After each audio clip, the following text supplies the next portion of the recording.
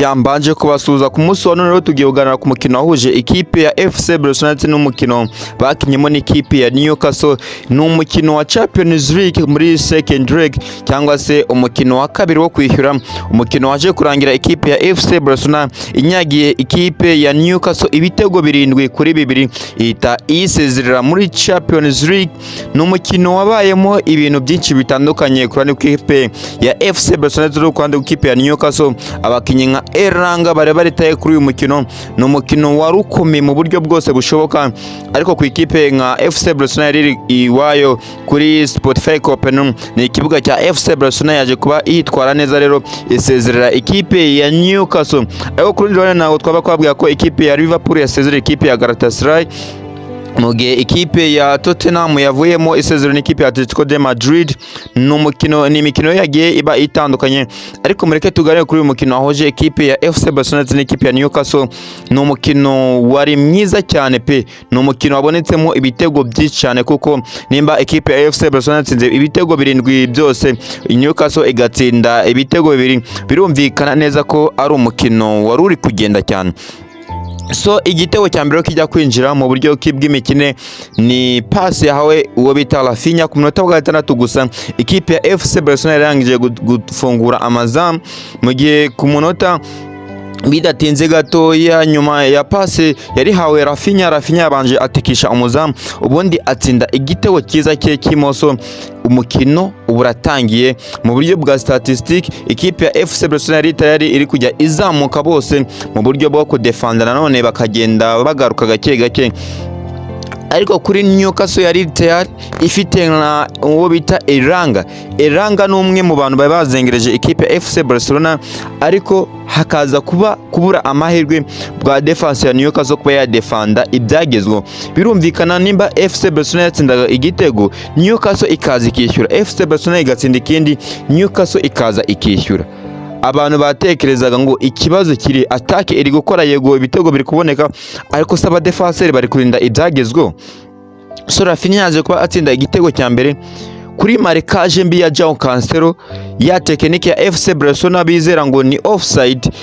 Uwo bita Eranga nyuma yuko Rafinha yaramaze kubatsinda igitego, bazamutse kuri counter attack kuri Newcastle bizera offside. João Cancelo ararega, ariko uwo bita Eranga aturuka inyuma ye adepozamo igitego cya mbere. Baburanaga offside, ariko uwo bita João Cancelo yari yahagazemo neza, ariko niyizera neza ko ari offside. Uwo bita Eranga ahita ateramo igitego cyo kwishyura. So ni umukino wagiye ubamo ibintu byinshi kwande gwa FC Barcelona. Urebye imikino yo mu gice cya mbere, ni ikipe yakinishaga defense cyane no kwataka, igice cyo hagati n'igikure cyane.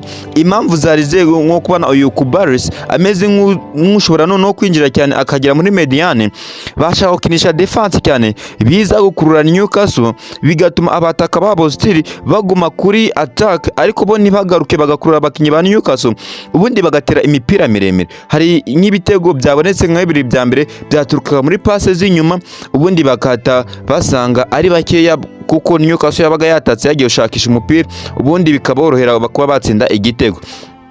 So kutagaragara kwa Pedri cyane mu gice cya mbere byari technically no kumuzigama. Abakinyi baba defenseur bazamukaga bakajya muri mediane, Pedri akamera nk'uvuyemo namukinisha imipira myinshi cyane, ubundi abakinyi bakaba bari tayari ko bakwirukanka bagatira ya mipira isanga Robert Lewandowski muri centre, ku buryo ki ari umwataka mwiza isa n'isaha watsinda igitego mu gihe waba umuhaye passe nziza. So icyo kintu cyo kuba yari ifite iyo defense nziza yo kuba yadefanda ikagumana umupira igihe kirekire, bituma bihatiriza abakinnyi ba Newcastle kubataka. So ariko sori gato yamanze mbabwire iki kintu, nimba ari ubwa mbere ugeze ku YouTube channel ndagusaba ko hakana subscribe, twatubana buri munsi. Nabivuze akamaro ka subscribe no kugira ngo ubutaniciraho indi video uzajye uyibona mu bambere kandi mu buryo kibukorohera. Abasanzwe barayikoze nta kindi saba kugira mbone ko tubanye neza cyane, nuko wakandreke kuri video.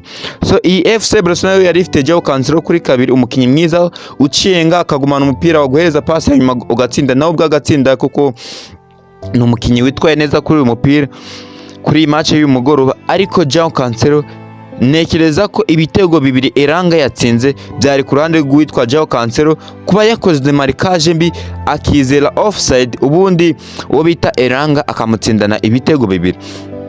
So igitego cya gatatu FC Barcelona yatsinze yari ku makosa yari akorewe Lamine Yamal, bashyira umukinnyi umwe kuri amwe mu makosa ikipe ya Newcastle yakoze.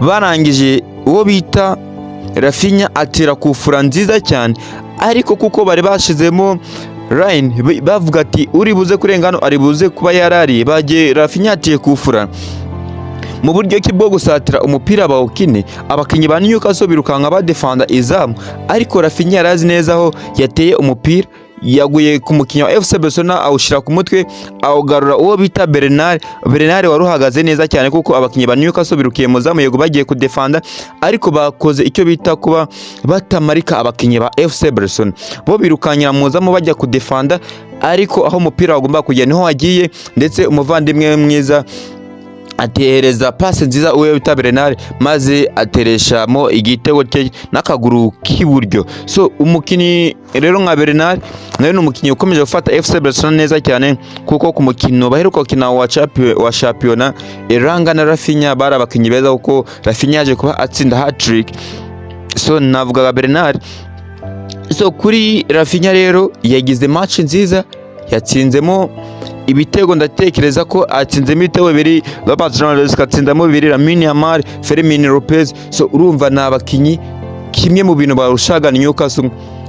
FC Barcelona ifite abakinnyi beza ko buri umwe wese yaza akagutsinda, bitandukanye no ku ruhande rwa Newcastle kuba bafataga uyu Elanga akaba ari we uyobora ubusatirizi bwose. So kuri Bernard nawe yaje kwatsinda igitego cye na penalty yaje kuba ikorwa uwo bita Lamine Yamal, uwo bita Rafinha afata baraka ya Lamine Yamal agatsinda igitego cyiza cyane cya penalty. Kuri Newcastle rero nekereza ko kuba yatsindwa n'ikipe ya FC Barcelona ntabwo ari igikuba cyacitse, kuko yayisezereye yirusha cyane. Mu gihe ku mukino ubanza ikipe ya Newcastle yari yafatiye ku gakanu ikipe ya FC Barcelona yatsinze igitego kimwe ku munota wa 90 bashizeho n'inyongera, nibwo habonetse penalty yari ikorewe Dani Olmo, Lamine Yamal arongera ayitsinda neza cyane.